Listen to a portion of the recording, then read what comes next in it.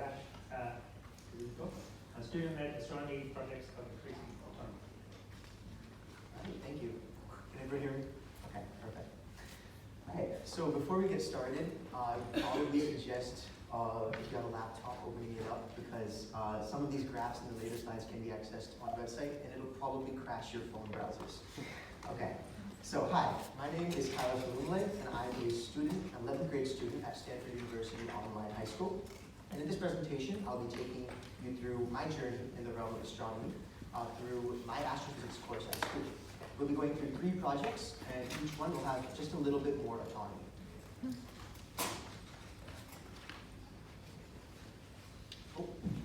All right. The first project we have here is a classic exoplanet transit reduction. And like you see in the animation on the left, every time an exoplanet passes in front of its host star, you can see a visible dip in the amount of light coming from the host star. What's seen on the right is an expected light curve for the exoplanet WASP-11b.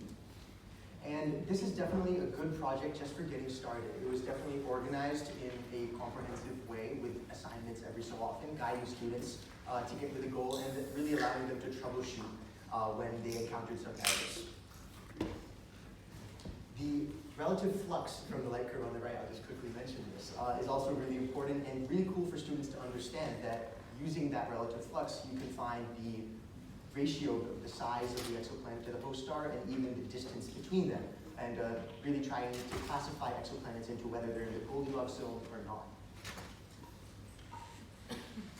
Now, on the right is an image from the Harvard-Smithsonian Center for Astrophysics MicroObservatory, who are partners with LCO. In the past, we have used the LCO Global Telescope Network for images of transits, but here, the tricky part is finding where the host star is. And to find that, we use the star field on the left from AAVSO. Now, even after I've done this once before, I still can't really tell where the host star is on the image on the right. So luckily, I have a cheat slide on the next slide. So let's jump to there. Okay, so once a pattern is found in the image, next you have to run any sort of combination of vertical transformations, horizontal transformations before it perfectly lines up. So after a horizontal transformation, okay, now I can see the host star right in the middle, and I can see my comparison stars that are numbered on the star field around. Now from here, I plug this into the Exotic Collaboratory provided by Exoplanet Watch, and it should give me a nice looking light curve. Now this is not what I mean by a nice looking light curve. This is an example of something that's gone terribly wrong. I don't see a dip at all. And this can happen if you're using the wrong star field, like I initially did the first 10 times, or using, or just giving the wrong coordinates for your host star or your com stars. Okay. Now, this is the official exoplanets.nasa.gov website, and it's definitely a cool perk for students to be able to see their own observer codes on a nasa.gov website. Definitely a very motivating factor and accomplishment after doing something or contributing to Exoplanet Watch. All right, our next project here is a double star investigation.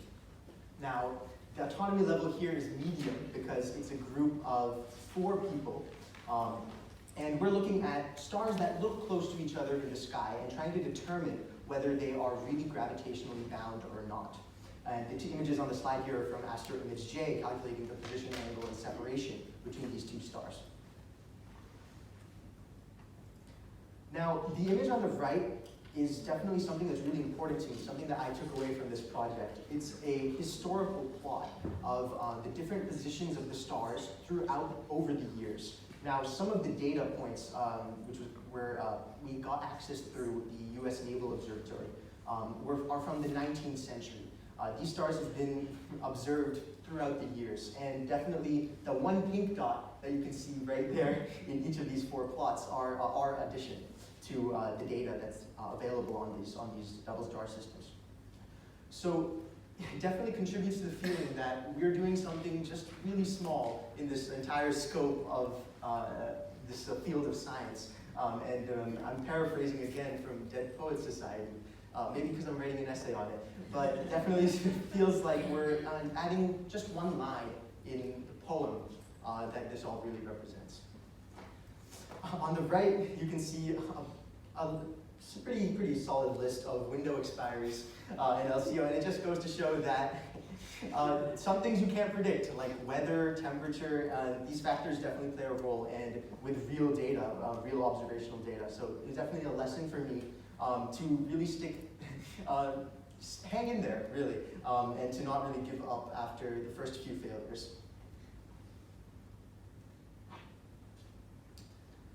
All right. The third and final, currently ongoing project is a galaxy cluster investigation. In this project, my two teammates and I apply concepts from graph and percolation theory to galaxies in a galaxy cluster. We know that the organization of a galaxy cluster is no coincidence. The location of where the most massive galaxies are certainly plays a role in why a cluster looks the way it does. To understand this formation better, we first convert galaxies into nodes in 3D space. Then we connect them to form a network. After that, we run a series of targeted attacks, which is a method from percolation theory, essentially eliminating the least important connections of the network. We run these attacks iteratively until what we're left with is the most important, most vital part of the cluster's structure. Now, the data that we used in this project is from the Gamma survey, which is a database of galaxies in 5 different regions of the sky. And on the image on the left, you can see we've converted the RA and DEC, the spherical coordinates, into rectangular coordinates and really visualized Earth at the center and all the galaxies going outward. On the right, you can see a test clustering, because to apply percolation theory, we need to first identify the clusters in the Gamma survey. And identifying clusters, first we used the K-Medoids clustering algorithm, but from there we recently, and when I say recently, I mean as late as 2 nights ago, we introduced a DB-scan algorithm, which is a density-based spatial clustering algorithm.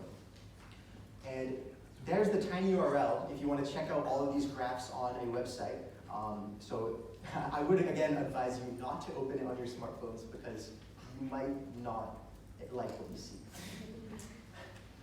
Okay, so this animation shows the new DB-scan algorithm. Once all the noise is removed, I'll just do a quick rotation, and you should be able to see the different clusters that the algorithm has identified.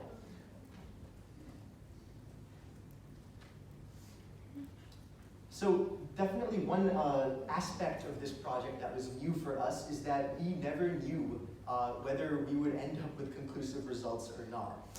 Definitely we were in constant free fall, and my teacher wanted me to share that she has no prior knowledge about graph or percolation theory. So we were on our own, essentially.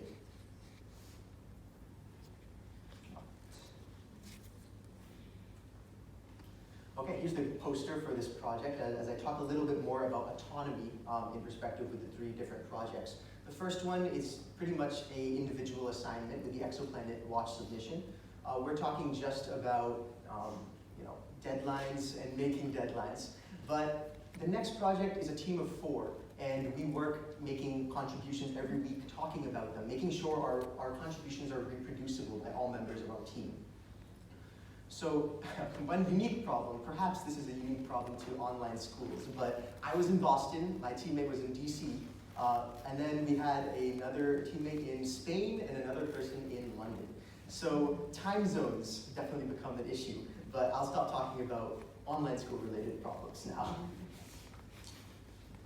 In this final project, luckily one of my teammates was in Cambridge, so definitely time zone was not much of a problem. But here it was really the ramping up and learning of a new programming language. Like you see on the slide here, Julia is an up-and-coming language being actively developed at MIT labs.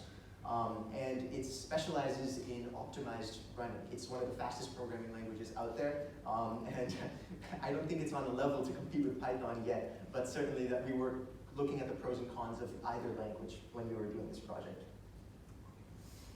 All right, so last but not least, I just wanted to thank the LCO Global Telescope Network team for making this possible, really, for high school students. These types of projects rely on telescope time that they make possible. The Harvard-Smithsonian MicroObservatory for supplying us with these exoplanet transit images. the Exoplanet Watch team for supplying me with a large number of official NASA stickers and Exoplanet Watch stickers. So if anyone wants nice brand stickers to stick on your laptop, just come see me after the talk. And then here are my co-authors for the double star investigation and the galaxy cluster investigation. Right here. I want to especially add this. She told me not to mention her, and just to mention her as a co-author, but Kailash, who my teacher, definitely introduced us all to this field and changed our high school curriculum, definitely the path that we'll take in the future. So thank you all for listening.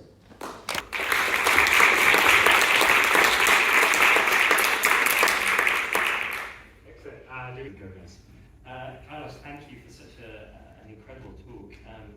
And just one comment to say that obviously you're an amazing student, but really it shows the power of having an amazing teacher as well. That Kailash has done such a wonderful job with you, and the rest of your students. The projects that you were talking about, were they for credit or were they like an astronomy club?